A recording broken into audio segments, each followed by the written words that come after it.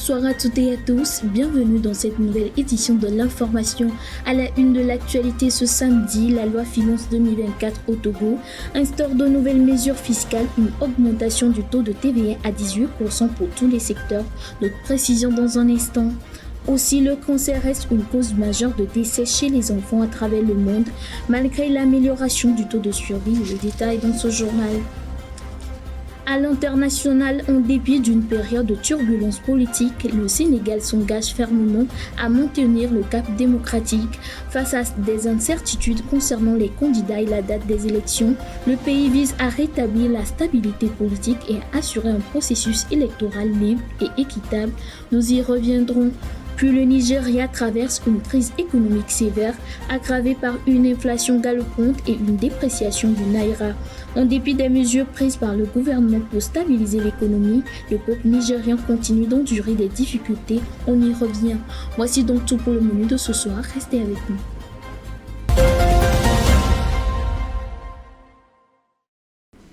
Le port autonome de Lomé vient de gagner 2 places dans le classement LIOD. Il devient ainsi le 4e port le plus performant en Afrique. En Afrique de l'Ouest, le port de Lomé se positionne comme le premier port à conteneur. Les précisions. Le nouveau classement des ports à conteneurs du monde est disponible. Ce classement apporte une bonne nouvelle au port autonome de Lomé. Il vient de gagner 2 places dans le classement de l'année 2023. Une avancée qui témoignait de sa performance en matière de mobilité parmi les meilleurs ports du monde. Parmi le top 100 des ports, le port autonome de Lomé fait partie des 4 ports africains du classement aux côtés de N'Djamena du Maroc, du port Saïd de l'Égypte et du port de Durban en Afrique du Sud. Sur tout le continent africain, le port autonome de Lomé est classé 4e. Mais en Afrique de l'Ouest, le port autonome de Lomé est classé 1er de la sous-région. Une performance favorisée par des réformes introduites par Lomé Conteneur Terminal et l'acquisition de nouveaux matériels pour augmenter la fluidité du passage portuaire et la capacité logistique.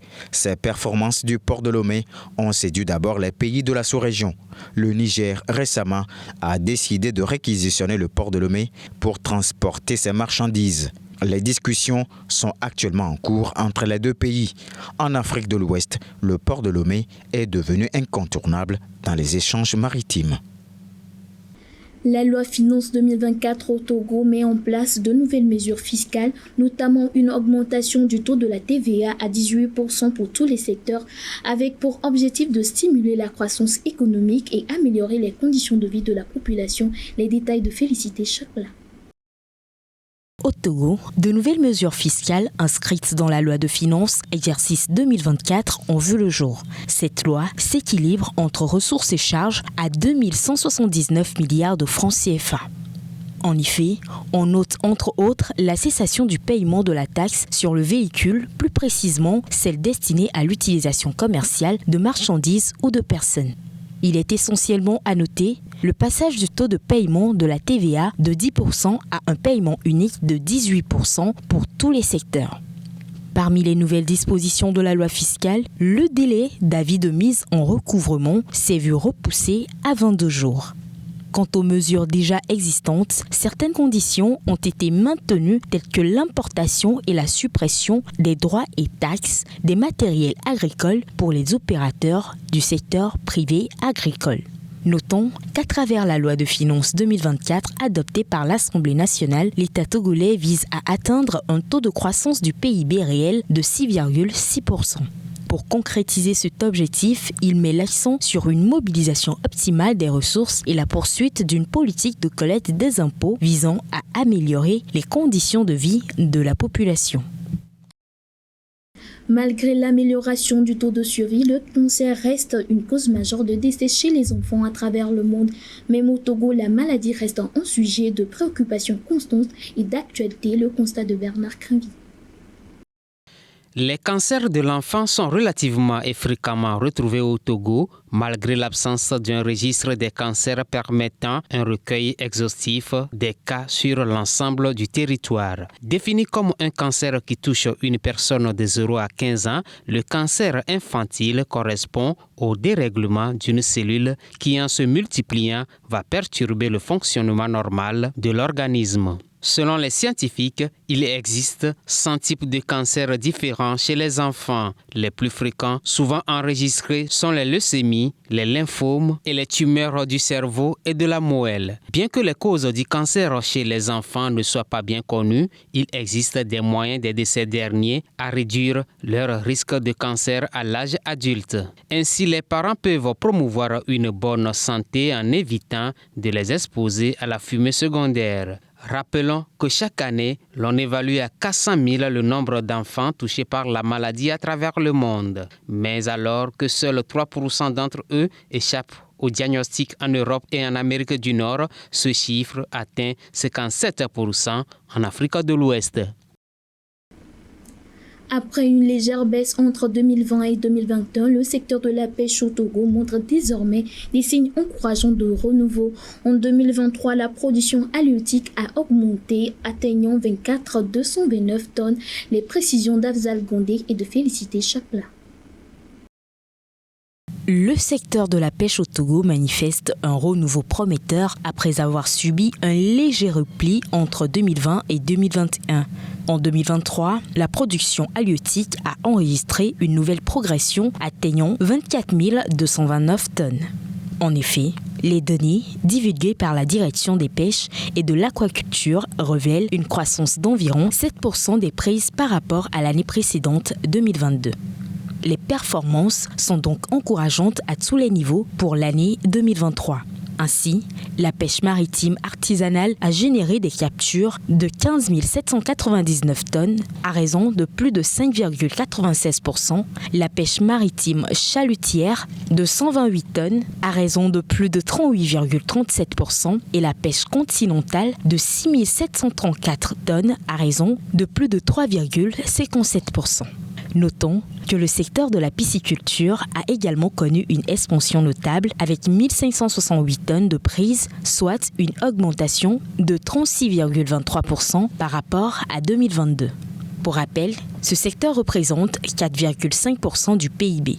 À cet effet, pour l'année 2024, un investissement de 2 milliards de francs CFA, soit 70% du budget du ministère de l'économie maritime, de la pêche et de la protection côtière, est prévu afin de stimuler davantage le secteur. À l'international, le Sénégal, malgré les périodes de troubles politiques, s'engage à respecter la décision de la Cour constitutionnelle et à ne pas reporter les élections présidentielles. Ainsi, en dépit des incertitudes concernant les candidats et la date des élections, le pays aspire à restaurer la stabilité politique et à garantir un scrutin libre et équitable. Les détails. Dans un revirement majeur et inattendu, le Sénégal se dirige vers un retour à son calendrier électoral initial après que le Conseil constitutionnel ait annulé les tentatives du président Macky Sall de reporter les élections présidentielles. Dans un communiqué officiel, le porte-parole de la présidence, Yoro Dia, a confirmé l'engagement du président Macky Sall à respecter la décision du Conseil et à organiser des élections dès que possible. À ce stade, aucune nouvelle date n'a été annoncée pour les élections et des incertitudes persistent quant à la liste définitive des candidats. Mais le président Macky Sall, dont le mandat prend fin le 2 avril, est contraint par la Constitution de tenir des élections entre 30 et 45 jours avant cette date. Alors que le Sénégal navigue à travers ces changements, le gouvernement a récemment libéré plusieurs centaines de prisonniers politiques pour apaiser les tensions. Quant à l'opposition, elle appelle à des pourparlers pour fixer une nouvelle date pour les élections présidentielles. Mes chers collègues, l'ordre du jour étant épuisé, je propose à l'Assemblée de lever la séance. Le Nigeria est confronté à une crise économique aggravée par une inflation élevée et la dévaluation de la monnaie locale, le Naira. Malgré les efforts du gouvernement pour redresser l'économie, la situation reste précaire et la population continue de souffrir. Le reportage. Le Nigeria connaît l'une de ses pires crises économiques avec un taux d'inflation atteignant 29,9% en janvier, le plus élevé depuis 1996. De plus, les dernières statistiques montrent que le Naira a encore chuté à 1524 pour $1 vendredi, soit une dévaluation de 230% au cours de l'année écoulée. Cette situation, déclenchée par des politiques monétaires visant à libéraliser le marché des changes, alimente la frustration de la population. Quand les gens viennent au marché, ils ont très faim. Certains ne peuvent s'offrir qu'un repas par jour, tandis que d'autres n'ont même pas ce luxe. Tout le monde pleure. Même nous, les commerçantes, nous pleurons, car c'est difficile. L'économie du Nigeria, tributaire des importations pour répondre aux besoins de ses citoyens, est facilement affectée par les chocs externes qui impactent le coût des biens et des services. Tout est trop cher, l'État doit nous aider. Comment quelqu'un peut éduquer ses enfants dans ces conditions? Manger est un problème, payer le loyer est aussi un problème. On ne peut même pas subvenir à nos besoins. Peu de temps après son investiture, le président Bola Tinubu a initié des réformes économiques radicales, mais les experts soulignent le manque de mesures alternatives. Au quotidien, il est évident que le prix de certaines denrées a triplé, voire plus. Des articles qui étaient auparavant achetés à 1000 naira se retrouvent désormais à 3500 naira. Qu'il s'agisse du savon, de lait corporel et autres. Cette hausse généralisée des prix s'observe sur tous les produits depuis 18 mois. Il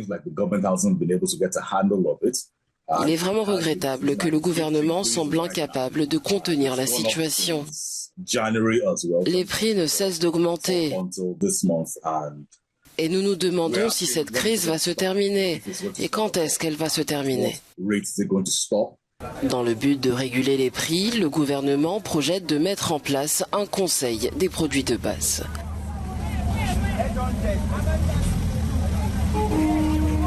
Le 37e sommet de l'Union africaine qui s'est ouvert en début de semaine à Addis Abeba a mis l'accent sur les questions de santé avec des discussions sur des sujets tels que les coups d'État, les changements anticonstitutionnels et les conflits, les précisions.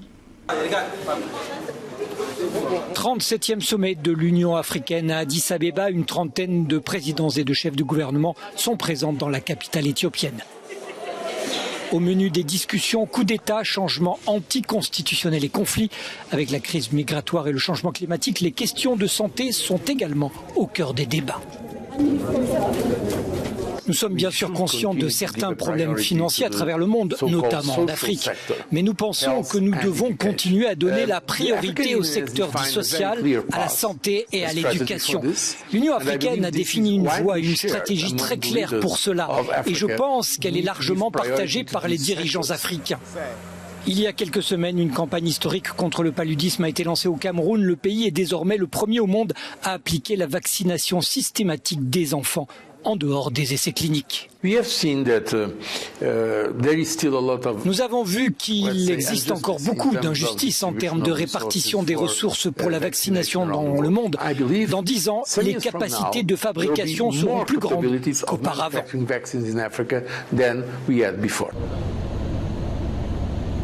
Le paludisme tue plus de 600 000 personnes chaque année à travers le monde et 95% de ces cas se situent en Afrique. Les victimes sont pour la plupart des enfants âgés de moins de 5 ans.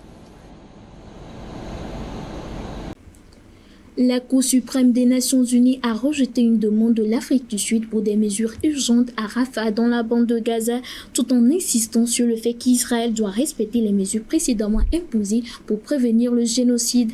Malgré les dégâts considérables causés par l'offensive militaire, Israël affirme qu'il fait tout son possible pour épargner les civils et cible uniquement les militants du Hamas. Les détails.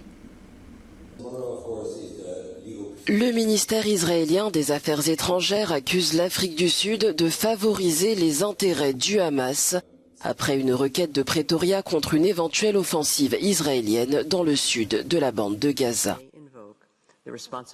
Suite à l'annonce d'Israël concernant son intention d'étendre son offensive terrestre à Rafah, l'ultime refuge des déplacés palestiniens, l'Afrique du Sud avait saisi lundi la Cour internationale de justice pour une seconde fois afin d'obtenir de nouvelles mesures contre Israël. En invoquant la légitime défense, l'État israélien a rétorqué en accusant les autorités sud-africaines de représenter les intérêts du Hamas et d'entraver son droit de protéger ses citoyens. La Cour internationale de justice a rejeté la requête déposée par Pretoria ce vendredi. Il est à souligner que la plus haute juridiction de l'ONU a rappelé qu'Israël est tenu de se conformer à ses obligations en vertu de la Convention sur le génocide. Et c'est ainsi que se referme ce tour de l'actualité. Merci à vous de l'avoir suivi. Nos programmes se poursuivent sur la 7, la télé plus proche de vous.